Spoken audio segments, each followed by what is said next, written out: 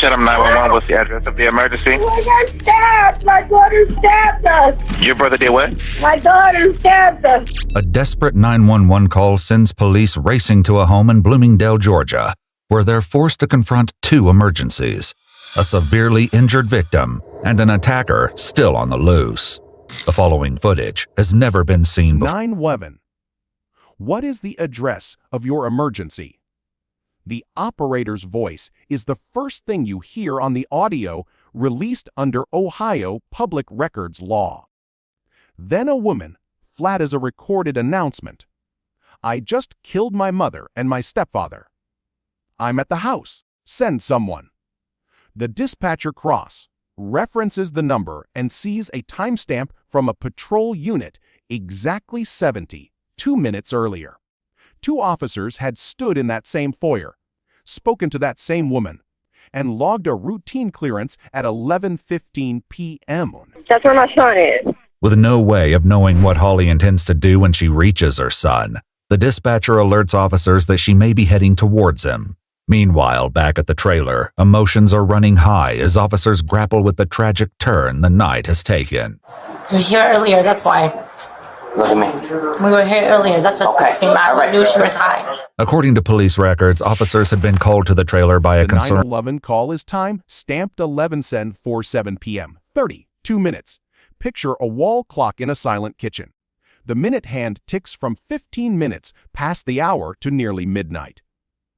In that brief arc, an entire household is erased. That clock, still hanging on the wall in the crime scene photos, is the most damning piece of evidence. No one will ever enter into a courtroom.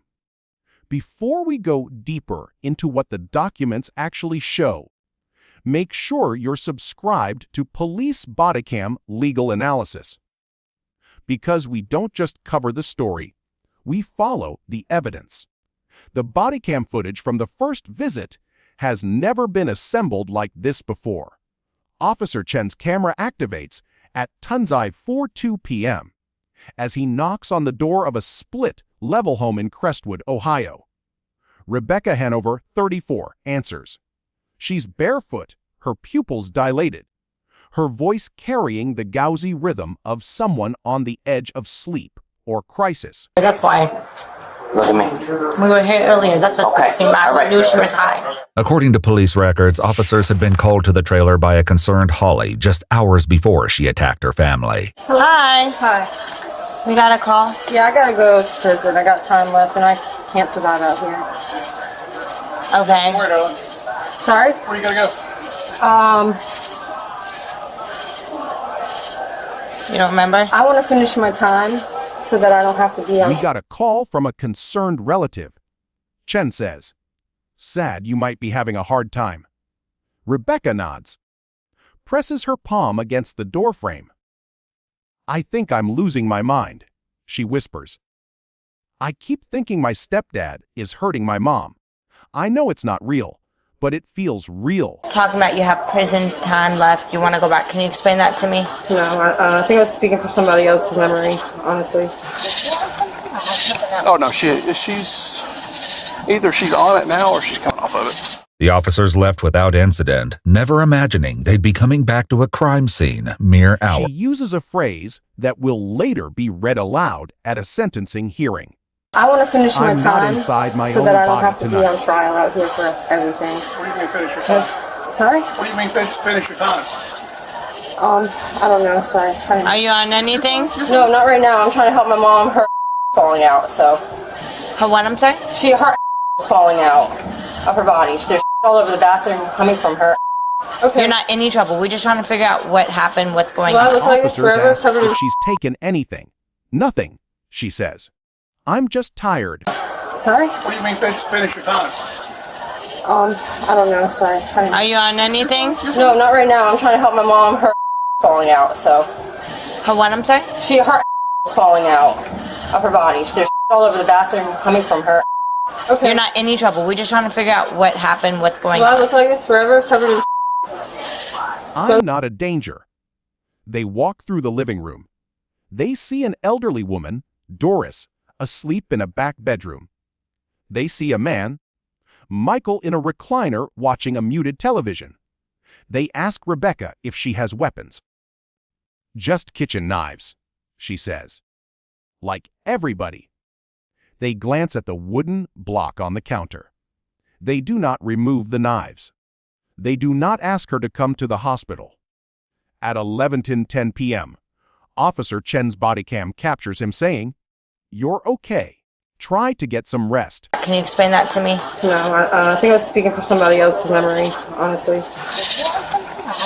Oh no, she's either she's on it now or she's coming off of it. The officers left without incident, never imagining they'd be coming back to a crime scene mere hours later. Okay, the road you say you're en route to, is that The DEVON? patrol car pulls away at 11:15. They saw the signs. They left anyway. According to police records, officers had been called to the trailer by a concerned Holly just hours before she attacked her family. Hi. Hi. We got a call. Yeah, I gotta go to prison. I got time left, and I can't survive out here. Okay. Sorry? Where you gotta go? What the neighbor's doorbell camera captures next becomes the timeline's pivot. At 11:16, Rebecca steps onto the front porch. She stands motionless, staring at the empty street for 93 seconds. She then turns, walks inside, and locks the deadbolt.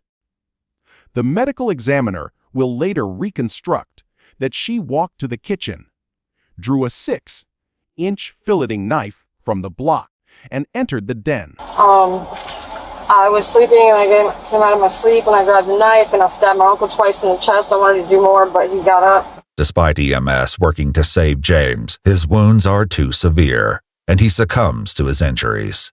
His autopsy report corroborates Holly's story. He suffered 2 stab wounds, one that pierced his right lung and another that pierced his liver. Evidence in his bedroom leads investigators to believe he was initially attacked while in bed. And then I went into my mom, and I stabbed her like a couple times. I feel like it was 8 times. Michael Hanover, 67, died of a single stab wound that pierced the left ventricle. His body was found still in the recliner, the remote control in his hand, the television still on. Then she went to her mother. Doris, 72, was stabbed 11 times. To his injuries. His autopsy report corroborates Holly's story. He suffered 2 stab wounds, one that pierced his right lung and another that pierced his liver.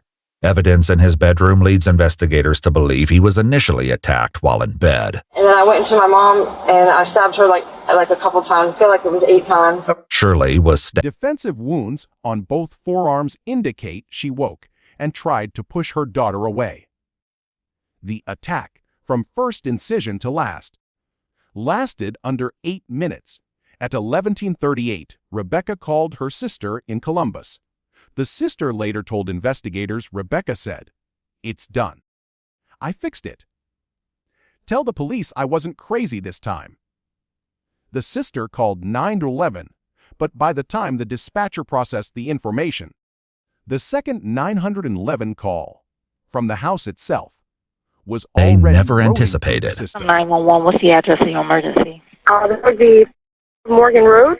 Okay, is this in reference to a cutting, ma'am? A stabbing. I stabbed my mother and my uncle because they're child. Okay. They're literal child. It was my mother, my son, or something like that. I don't know what happened, but they're child, and I just killed them. So I guess I'm going to jail. And you said they're How many times does a law enforcement agency hear a phrase like, "I'm not inside my own body," and categorize it as non-criminal? This is the ticking clock beneath every mental health call, every domestic disturbance, every late night knock on a door. We are now at the center of a national debate about pre-attack indicators and police response protocols. For 2 people in Crestwood, Ohio, that debate was settled in the silence of 32 minutes. Rebecca's 911 call, obtained through a Freedom of Information request, is a document of disintegrating logic. The operator asks where the knife is. Under arrest. You know what for? You got the knife on you? No, sir, I have no weapons. None. Where's the knife at? None. With Holly detained, officers check her trunk and confirm that no body is inside. She is then advised of her Miranda rights and agrees to speak without an attorney present. What happened? On the counter, Rebecca says, blade pointing toward the window. She says she called because I knew I had to. That's Like it was what 8 you do times. when Shirley something was is stabbed finally 6 over. times, including once in the upper shoulder and neck area, severing her jugular vein. She also suffered defensive wounds to both palms. So what made you call 911? I had to. You knew you I planned from the start to Then she offers the line that the prosecution will later project on a courtroom screen. They were already dead inside. I just made the outside match. When the operator presses for a motive, Rebecca repeats the same accusation she'd whispered to the officers earlier. That her stepfather was poisoning her mother. The state toxicology report, case number C20.63381, found no trace of any foreign substance in either victim's body. The accusation was a delusion. The killings were real. Got possessed by Satan, and then I did that. So someone wanted me to do it. Oh, possessed by Satan? Yes, ma'am. Oh, okay. All right.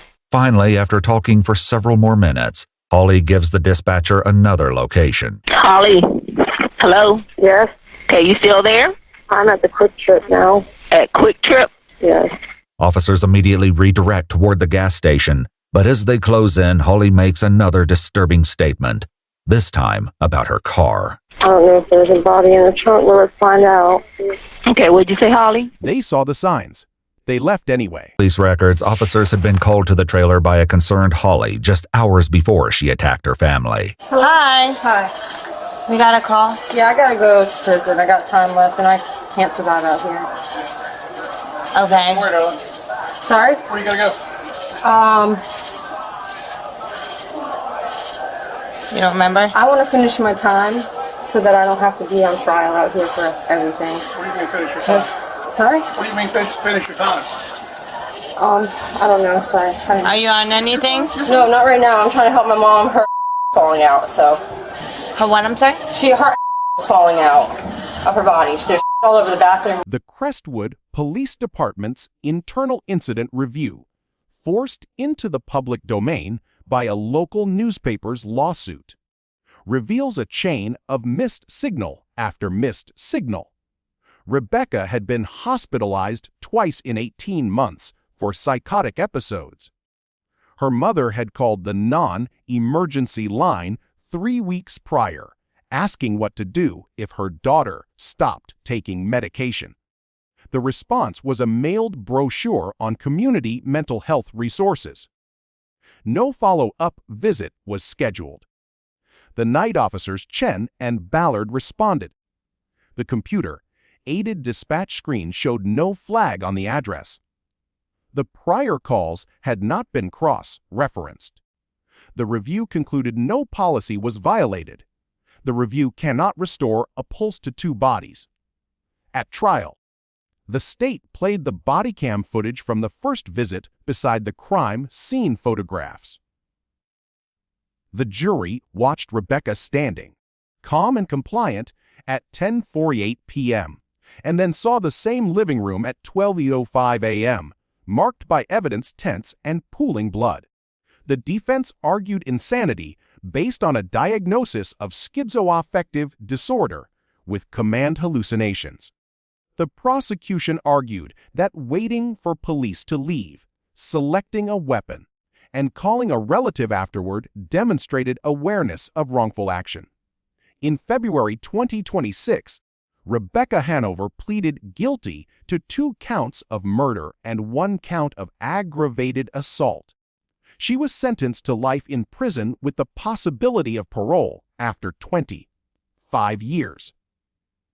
The judge, reading the time gap into the record, said, "This court cannot ignore that the system had eyes on this situation and blinked. Now I want you to go directly to the source. The probable cause affidavit from the initial welfare check is public record filed under Crestwood PD, case number 24-OZO-471. It is linked in the description. Read the officer's narrative. Find the line where Rebecca says she is afraid she might hurt someone. Then answer this: what single specific action, if taken at that exact moment, could have altered the entire chain of events? Post your analysis in the comments. We read every single one. Thank you for watching this episode of Police Bodycam, Legal Analysis. If you believe the raw record matters more than the headline, like this video, share it, and subscribe. Turn on notifications so you never miss a case that demands to be understood, not just watched. The evidence is always waiting. We will see you on the next file.